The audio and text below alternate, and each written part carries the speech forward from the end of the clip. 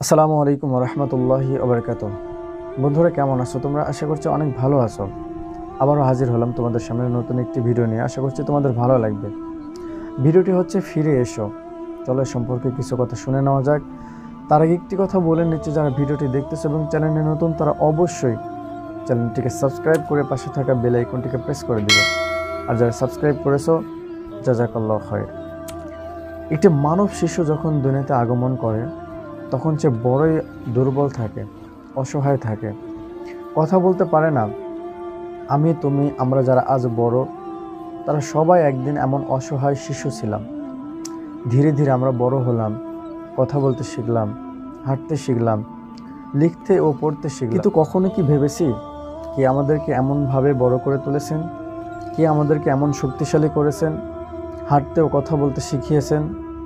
কে তিনি, যিনি আমাদের প্রতি মা বাবার হৃদয়ে দরদ ভরা অনুভূতি সৃষ্টি করে দিয়েছেন? যদি তাদের মনে এই দরদ না থাকতো, তাহলে প্রচণ্ড খরার দিনে দুপুরের তপ্ত রোদে মাথার ঘাম পায়ে ফেলে বাবারা আমাদের মুখে খাদ্য জোগাতেন না, এবং মায়েরা রাতের মধুর ঘুম বিসর্জন দিয়ে আমাদের সেবা যত্নে লেগে থাকতেন না। এমন সব সুন্দর ব্যবস্থা কে করেছেন? তিনি মহান রব্বুল আলামিন। তিনি আমাকে, তোমাকে, সবাইকে অস্তিত্বহীন থেকে সুন্দর রূপ দিয়ে দুনিয়াতে পাঠিয়েছেন।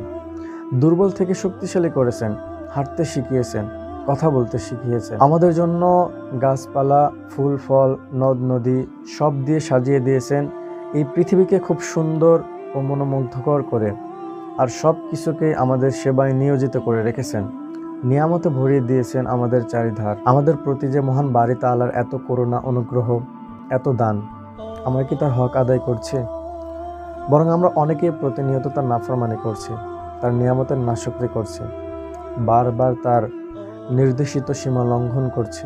তাই যখন কোরআনের আয়াত পড়ি, হে মানুষ, তোমার দয়াবান প্রতিপালক সম্পর্কে কে তোমাকে বিভ্রান্ত করলো, তখন মনে হয় আমাদের সীমা লঙ্ঘনের কারণে আয়াতটি আমাদের কাঁধে শক্তভাবে ঝাঁকুনি দিচ্ছে এবং গায়েবী আওয়াজ যেন প্রতিধ্বনি হচ্ছে। হে বান্দা, আমি কি তোমাকে সৃষ্টি করিনি?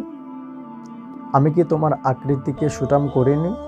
তবে কেন তুমি আমার প্রতি বিদ্রোহ হয়ে উঠলে? কেন তুমি আমার প্রতি বিশ্বাস হারিয়ে ফেললে? তুমি কি ফিরে আসবে না? তুমি এখনই ফিরে আসো। আমি তোমার পাপ রাশিকে ক্ষমা করে দেব এবং আমার রহমতের চাদরে তোমাকে ঢেকে নেব। ফিরে এসো হে বান্দা। আল্লাহ রাব্বুল আলামিন আমাদের সবাইকে আল্লাহর পথে ফিরে এসে ইসলামী জীবনযাপন করার তৌফিক দান করুক। আমিন।